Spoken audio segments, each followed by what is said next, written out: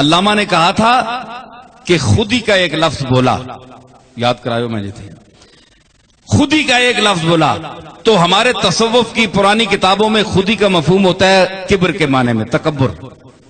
خودی کفرست نفی خیش کنزود، خودی کفر ہے، اپنی نفی کرو.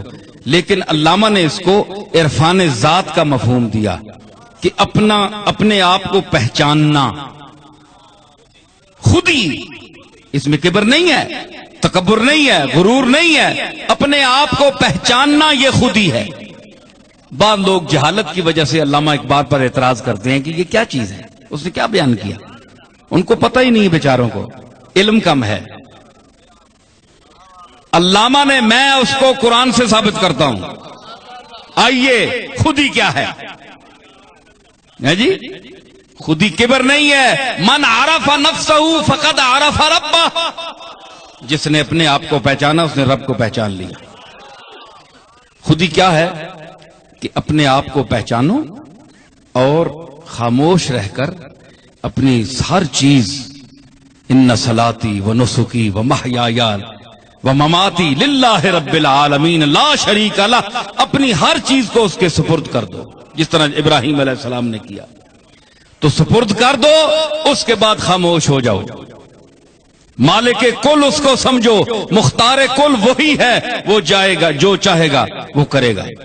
تم خود سپردگی اپنے اندر پیدا کرو تو کیا ہوگا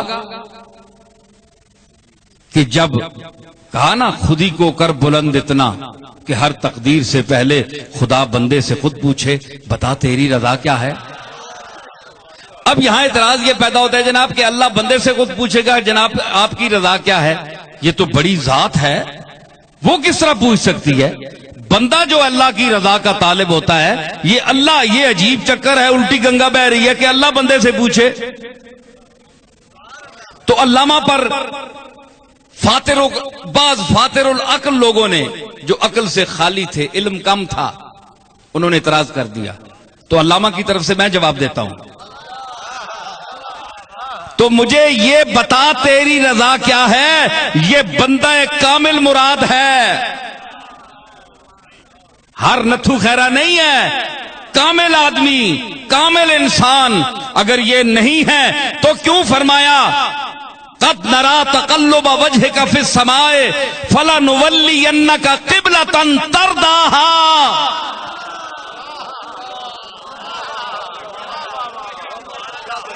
اے نبی، ہم تیرا چہرہ انور اپنی طرف اٹھا ہوا دیکھ رہے ہیں،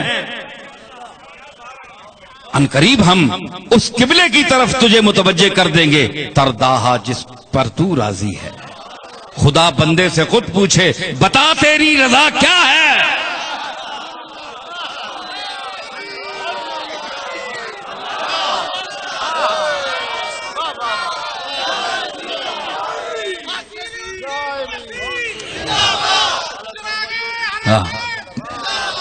ہاں جی، کیا ہے کہ بتا تیری رضا کیا ہے. فَلَنُوَلِّيَنَّكَ قَدْ نَرَا تَقَلُّبَ وَجْهِكَ فِي السَّمَاءِ، ہم دیکھ رہے ہیں محمد تیرے چہرے کو اٹھا ہوا اپنی طرف. سما کا معنی اونچی طرف ہوتی ہے، سما کا یہ معنی آسمان بھی ہوتا ہے، لیکن عربی میں سما ہر اوپر والی چیز کو سما کہتے ہیں. تو ساجدین کا امام ہے، تو امام الساجدین ہے، ساری عمر تو میرے سامنے جھکنے والا ہے. آج قد نرا تقلب وجهك فی السماء، آج یہ تیرا خاموش چہرہ ہم اپنی طرف اٹھا ہوا دیکھ رہے ہیں، خیریت تو ہے. حضور نے کوئی لفظ نہیں بولا، زبان سے کچھ بھی نہیں مانگا. دوسری آیت میں آگے فرما دیا فَلَنُوَلِّيَنَّكَ، یقیناً ہم پھیر دیں گے، قبلتاً ترضاہا، جسے تو چاہتا ہے، جو تیری رضا ہے، ترضاہا. اور یہاں کیا فرمایا وَالضُّحَىٰ وَاللَّيْلِ إِذَا سَجَىٰ مَا وَدَّعَكَ رَبُّكَ وَمَا قَلَىٰ وَلَلْآخِرَةُ خَيْرٌ لَكَ مِنَ الْأُولَىٰ وَلَسَوْفَ يُعْطِيكَ رَبُّكَ فَتَرْضَىٰ.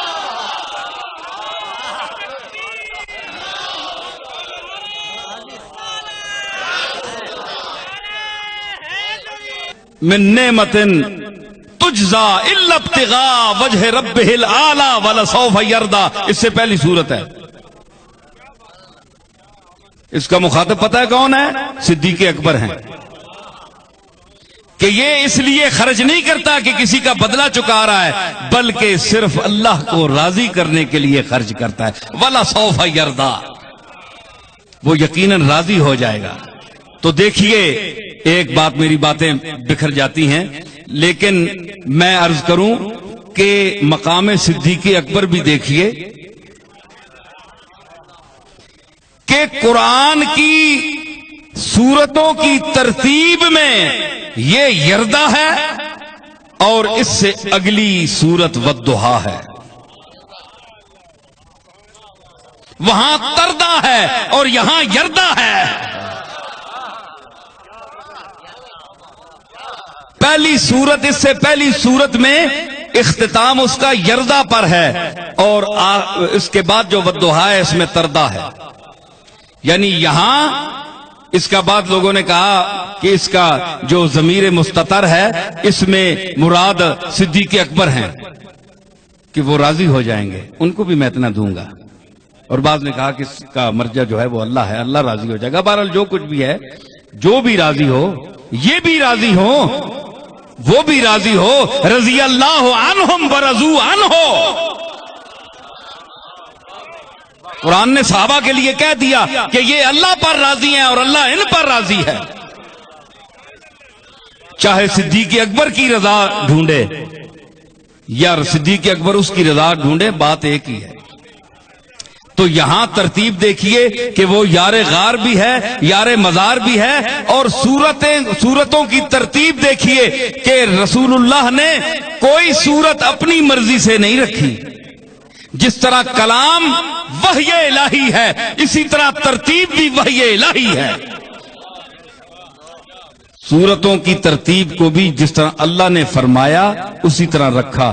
اللہ نے یردا میں صدیق اکبر کو پہلے رکھا اور تردا میں محمد مصطفیٰ کا۔ یردا اور تردا دیکھیں، یہاں بھی سورتیں دونوں دوستوں کی اکٹھی کر دی۔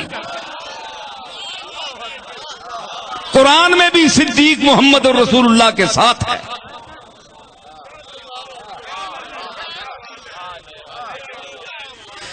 تو کیا فرمایا کہ فَلَنُوَلِّيَنَّكَ قِبْلَةً تَرْضَاهَا، ہم تو راضی ہو جائے گا۔ تو کیا ہے؟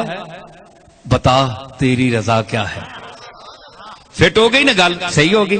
حضور کی ایک حدیث آتی ہے، فرمایا جب غفیر بیٹھا تھا صحابہ کا، حضرت صدیق اکبر بھی تشریف فرما تھے، حضرت عمر بھی، حضرت عثمان، تمام جلیل القدر صحابہ تشریف فرمائے تھے۔ تو حضور نے فرمایا، آپ کا آخری دور تھا، فرمانے لگے کہ اللہ نے ایک بندے کو اختیار دیا ہے کہ وہ اس کی طرف چلا جائے یا دنیا میں رہے۔ یہ حدیث ہے، اور تمام مستند مجموعہ ہائے حدیث میں یہ حدیث موجود ہے، کسی نے اس پر اعتراض نہیں کیا۔ تو محفل برخاست ہوئی تو حضرت صدیق اکبر رونے لگے اسی مجلس میں۔ تو صحابہ نے عرض کی کہ حضرت آپ کیوں رو رہے ہیں؟ ہمیں تو کوئی، آپ نے، حضور نے ایک بات فرمائی تھی۔ فرمایا نہیں، مجھے اس سے جدائی کی بو آ رہی ہے۔